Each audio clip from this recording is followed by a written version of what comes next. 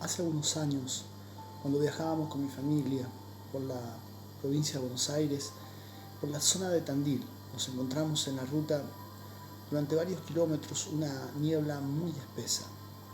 El pronóstico había anunciado que deberíamos tener precaución por la alta cantidad de neblina que podíamos encontrar en la ruta. La palabra exacta era densa niebla. Nunca imaginamos que esa densa niebla podía ser algo que nos quitara tanto la visibilidad. Fueron kilómetros donde ni siquiera veíamos las líneas del camino. La verdad tuvimos bastante temor, porque ni siquiera a la orilla nos podíamos hacer y teníamos temor de tener un accidente con algún vehículo de frente. Lo cierto es que pasaron varios kilómetros y gracias a Dios esa niebla se disipó y pudimos seguir adelante.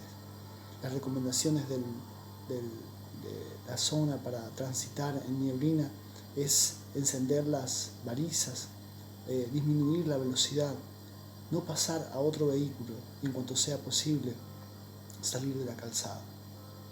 La palabra denso, esa palabra denso quiere decir apretado, según el diccionario, compacto, algo engrosado, unido, algo que está cerrado, apiñado.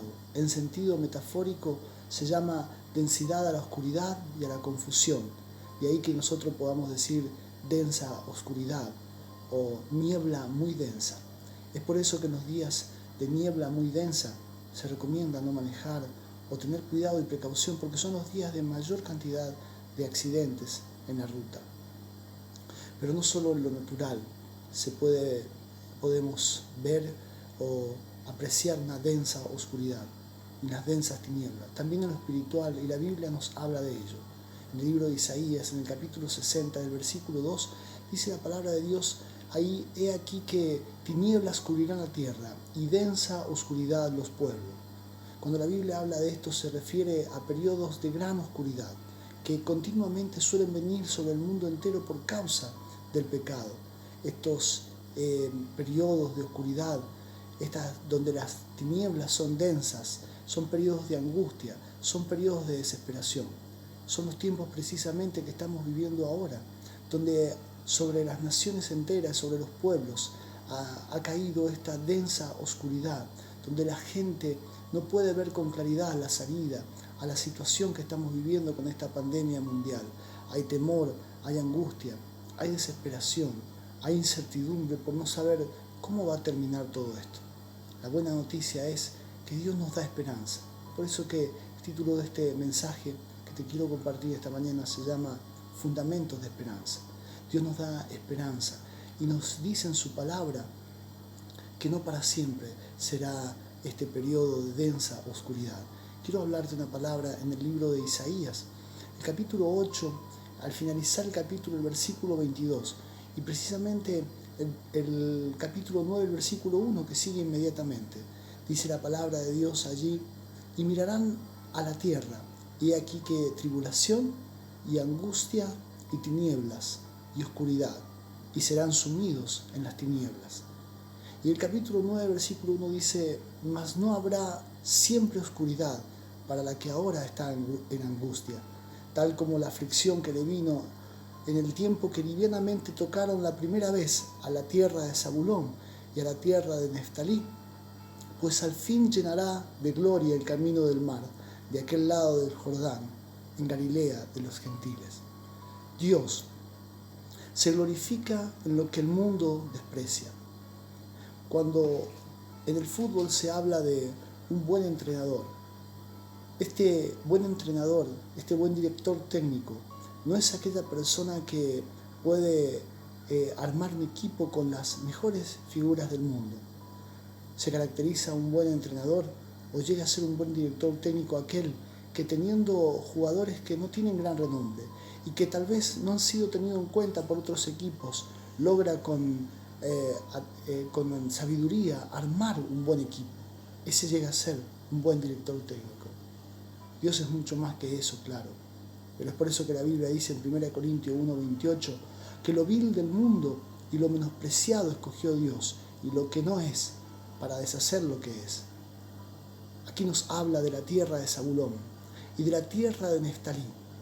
Estas dos tribus del norte fueron tribus que se separaron con el reino del norte de Israel en un principio y que además se mezclaron con otras naciones. Cuando se nos habla de Galilea de los gentiles, es un título despectivo que mostraba el desprecio que el resto de los judíos tenían por estas tierras. Lo mejor que se puede rescatar de estas tierras, de la tierra de Zabulón y de Neftalí, es el profeta Jonás, un hombre que fue desobediente a Dios, un hombre que tuvo que ser tratado por Dios, que no quería cumplir la misión que Dios le había dado, que no tenía un gran compromiso con Dios. Esto fue lo mejor que pudo mostrar esa tierra. Esto habla mucho acerca de la vida y de la conducta de esta gente, de la pecaminosidad que esta gente tenía, de la forma en que esta gente vivía y de la falta de compromiso que estas tribus del norte tenían. Finalmente, estas tribus fueron invadidas por el imperio asirio y fueron vencidas, y los asirios trajeron a estas tierras gentiles, gentes de otros lugares, a Israel, y Galilea llegó a ser una población mixta, un lugar que vivió sumido en la más densa oscuridad. Esa era la tierra de Zabulón y esa era la tierra de Neftalí. Eran lugares donde se veía oscuridad, dice aquí la palabra, donde había angustia, donde había desesperación, donde la gente vivía en pecado, entregada a la idolatría. Sin embargo, Dios le está dando aquí una esperanza, que en la más densa oscuridad, dice el Señor, no habrá para siempre oscuridad.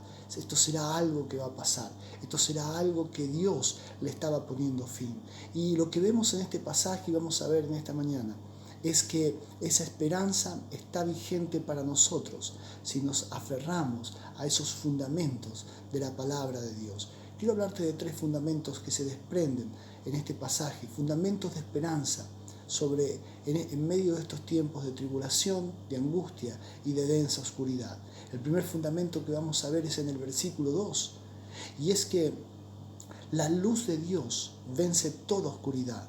Dice el versículo 2, el pueblo que andaba en tinieblas vio gran luz, los que moraban en tierra de sombra de muertes, luz resplandeció sobre ellos. Dios nos ha llamado a vivir en luz. Dios nos ha llamado a salir de la oscuridad del pecado en la que hemos vivido por años. Nuestro metabolismo es un metabolismo acostumbrado, es un metabolismo que a la luz, es un metabolismo que sigue el ritmo de la luz.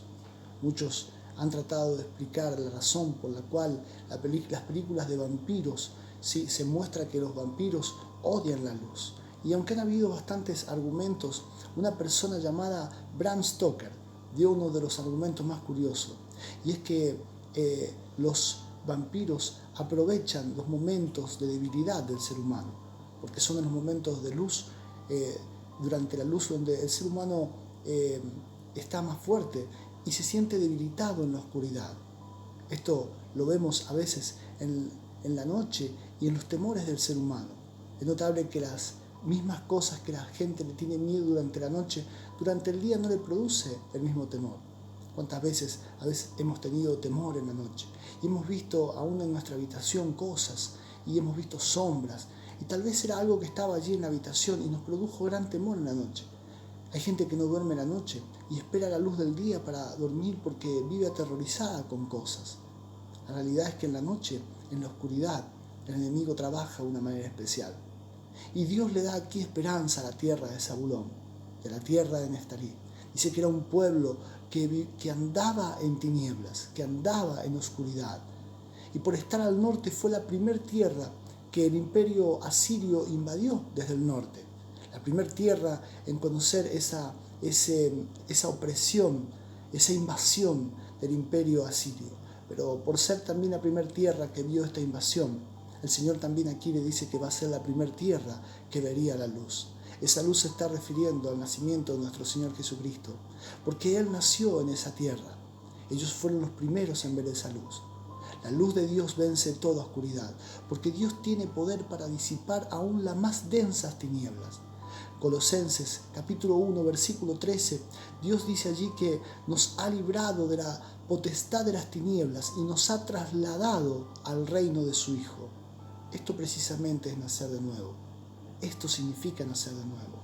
que antes estábamos en oscuridad, que antes no podíamos discernir, que antes no entendíamos y que vivíamos en pecado, en vicios, en malos hábitos, atados a la hechicería, tal vez a la brujería, atados a muchas mentiras del diablo, pero que ahora podemos caminar en luz. El segundo fundamento de esperanza que Dios nos da para saber y creer y afirmar nuestra fe de que estos tiempos de oscuridad pasarán, que no serán para siempre, es que Dios suma y multiplica lo que el diablo resta y divide. Los versículos 3 en adelante dice: multiplicaste la gente y aumentaste la alegría. Se alegrarán delante de ti como se alegran en la siega, como se gozan cuando reparten despojo. Porque tú quebraste su pesado yugo y la vara de su hombro y el cetro de su opresor, como en el día de Madián. Porque todo calzado que lleva el guerrero en el tumulto de la batalla y todo manto revolcado en sangre serán quemado, pasto del fuego. El bien y el mal no tienen absolutamente nada en común. A veces en estos tiempos se habla de la filosofía del yin-yang, donde el bien tiene algo de malo y el mal tiene algo de bueno, como si Satanás necesitara de Dios para llevar a cabo sus planes, como si Dios necesitara de Satanás para llevar a cabo sus planes. Lo cierto es que el bien y el mal no tienen nada en común. Dios separó la luz de las tinieblas. Cuando era niño, recuerdo que de los ejercicios en matemática, lo que más me gustaba era multiplicar y tal vez sumar. Me costó mucho aprender la división. Creo que bíblicamente a Dios le gusta algo similar, no porque a Dios le cueste dividir, porque a Dios le gusta sumar y multiplicar. Alguien dijo que al enemigo, a Satanás, le gusta restar y dividir, pero Dios suma y multiplica. Notemos que la esperanza que Dios le da a la tierra de Zabulón se fundamenta en la multiplicación y la suma frente a la división y la resta que el imperio asirio había hecho sobre esta tierra. Aquí nos habla de multiplicar la vida en lugar de restarla y de dividirla. Aquí nos habla de multiplicar el gozo en vez de acabar con el gozo de esa tierra. Aquí nos habla de quebrantar el yugo, de ponerle fin a la batalla. Y así como le sucedió a la tierra de Zabulón, probablemente muchas cosas el enemigo logre en estos tiempos dividir y restar en nuestra vida. Pero el Señor ha prometido sumar y multiplicar a todos aquellos que en este tiempo le entreguen su vida a Él. El Señor dijo que no hay nadie que haya dejado casa, que haya dejado tierra, que haya dejado a padre, a madre, a hermanos, que no reciba en esta vida 100 veces más en este tiempo y aún la vida eterna en el siglo venidero. Hay un tercer fundamento de esperanza, que Dios le habla a la tierra de Zabulón para que ellos supieran y ellos se aferraran a esa promesa de que las tinieblas no iban a durar para siempre. Y es que lo eterno tiene poder sobre lo temporal. Dice el versículo 6 y 7, porque un niño nos es nacido, hijo nos es dado, y el principado sobre su hombro, y se llamará su nombre admirable, consejero, Dios fuerte, Padre eterno, príncipe de paz. Lo dilatado de su imperio y la paz no tendrá límites sobre el trono de David y sobre su reino, disponiéndolo y confirmándolo en juicio y en justicia desde ahora y para siempre. El celo del Señor de los ejércitos hará esto. Jesús introdujo lo eterno en lo temporal para poder llevar lo temporal a lo eterno. Quiero explicarte esto, porque Dios se revistió de humanidad en la persona de Jesús. El Dios eterno entró en el tiempo, en la persona de Jesús, para poder llevar lo temporal, que somos nosotros, seres limitados, finitos, limitados al tiempo, poder llevarnos a la vida eterna. Es por eso que lo eterno tiene poder sobre lo temporal. La Groenlandia se le llama la capital del suicidio. En ningún otro lugar del mundo hay una tasa tan alta de suicidio como en Groenlandia. Y esto se debe a los grandes periodos de oscuridad que tienen. Aunque tiene muchos meses donde no hay noche, solamente hay luz. Y es desesperante para la gente esto. Mucho más desesperante son los meses que tienen de oscuridad, donde no hay día, donde todo es noche. Es allí donde es la más alta la tasa de suicidio, porque esto trabaja en la mente de la persona. Pensar que el tiempo que está viviendo no va a pasar, no va a terminar. No hay nada peor para nosotros pensar que lo que estamos viviendo no va a tener final. Pensar que esta pandemia que está golpeando el mundo entero no va a tener final. Dios nos está dando una palabra aquí y dice, no siempre habrá oscuridad, no siempre estarán estas tinieblas. Dios nos está dando un fundamento a esta fe, y es que esto no durará para siempre. El tercer fundamento de la esperanza en la tierra de Zabulón es un contraste entre lo temporal del imperio asirio, lo temporal de las tinieblas que el imperio asirio había traído sobre esta tierra, y el reino eterno del Mesías prometido. Aquí nos habla de el principado sobre su hombro, nos habla del trono de David, nos habla de que la paz no tendrá límite sobre su reino, desde ahora y para siempre. Gálatas, en el capítulo 1, versículo 4, dice allí que nuestro Señor Jesucristo se dio a sí mismo por nuestros pecados para librarnos del presente siglo malo. Esta palabra presente siglo quiere decir un espacio de tiempo. Eso es lo que estamos viviendo ahora. Es un periodo malo, es un periodo de tinieblas, de oscuridad sobre las naciones, sobre los pueblos, de angustia, de tribulación. Pero es un periodo, es un espacio de tiempo, dice el Señor. Esto significa que Dios tiene poder para rescatarnos de la densa oscuridad que se vive en este mundo, para que ya no seamos cautivos de esta oscuridad, porque lo eterno tiene poder sobre lo temporal. Quiero terminar diciéndote algo que estuve observando en estos días en esta palabra y me llamó mucho la atención. La tribu de Zabulón era una de las 12 tribus de Israel, descendientes de Zabulón, uno de los 12 hijos de Jacob, que fue llamado por Dios Israel.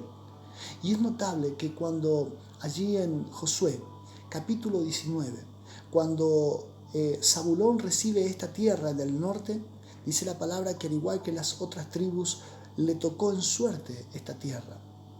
Y esta tierra era una tierra muy próspera, era una tierra muy bendecida, como toda la tierra de Canaán que fue repartida a los hijos de Israel. Pero la tierra que le tocó a Zabulón tenía una particularidad: no tenía salida al mar. Sin embargo, algo muy curioso hay en Génesis capítulo 49. Jacob, antes de morir, él da una palabra que viene a ser una palabra profética sobre cada uno de sus hijos. Y la palabra que había sobre Zabulón es que Zabulón en puertos de mar habitará. Esto está en Génesis 49:13. Su padre le dijo: Zabulón en puertos de mar habitará. Y cuando la suerte le tocó, no le tocó una tierra que tuviera salida al mar. Y Zabulón tenía esa palabra sobre su vida. Y aunque una densa oscuridad cubrió su historia, la suerte no fue lo que determinó su destino. Aquí en el versículo 1 leímos que esta tierra, dice, pues al fin llenará de gloria el camino del mar. Aún en la más densa oscuridad que podamos vivir, la palabra de Dios sigue siendo el fundamento de nuestra esperanza, porque la luz de Dios vence toda oscuridad, porque Dios suma y multiplica lo que el diablo resta y divide, porque lo eterno tiene poder para vencer lo temporal. Tal vez las tinieblas que han caído sobre el mundo entero estén trayendo tribulación, estén trayendo tinieblas, estén trayendo oscuridad, angustia a tu vida. Pero si tu esperanza se fundamenta en la palabra de Dios, ¿sí?, no correrás la misma suerte de aquellos que en este tiempo están sumidos en tinieblas, porque Dios abrirá caminos donde no los hay. Y dice aquí la palabra: no habrá para siempre oscuridad, no habrá para siempre oscuridad. Si te animas a creer, yo quiero decirte, aférrate a lo que Dios te está diciendo. No correrás la misma suerte de aquellos que están sumidos en tinieblas. Dios te está llamando a vivir en luz. Y dice aquí el Señor: no habrá para siempre oscuridad. Este es un espacio de tiempo, pero pasará para aquellos que verdaderamente le creen. Te invito a hacer una oración en esta mañana. Lo que estamos viviendo es un momento difícil para todo el mundo, pero Yo elijo creer a la palabra.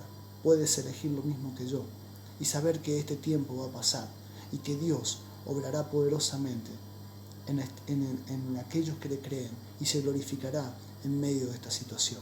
Te invito a que oremos. Señor, en el nombre de Jesús, te damos gracias, Señor, porque en tu palabra encontramos verdaderamente una razón para creer. Sería angustiante, Señor, movernos solamente por lo que dice la gente, por lo que dicen los gobiernos, por lo que dicen aquellos que intentan encontrar soluciones y no las encuentran.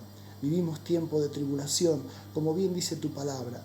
Por causa del pecado, por causa de la humanidad, nos hemos alejado de ti. Hemos alejado nuestros caminos de tu palabra, de tus mandamientos, Señor. Y por esto ha venido sobre el mundo entero esta situación.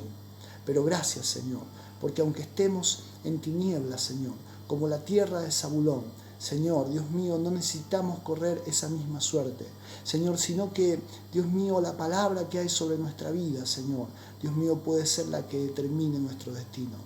Señor, Dios mío, queremos buscarte en este tiempo. Tal vez alguno de los que está escuchando este mensaje en este día, Señor, quiera decidirse de todo corazón, Dios mío, a buscarte, a salir de las tinieblas, a encontrar la luz que vence las tinieblas, Señor. Dios mío, yo te pido, Señor, que les alcances con esta palabra y que sean días, Dios mío, en que podamos encontrarte y conocerte, Señor, y que tú te glorifiques, Señor, y traigas sanidad sobre este mundo, Señor, que se ha alejado de ti. Te pido, Señor, esta bendición en estos tiempos. Te pido que estos tiempos pasen, Señor, y que haya sanidad para la tierra. En el nombre poderoso de Jesús. Amén. Que el Señor te bendiga.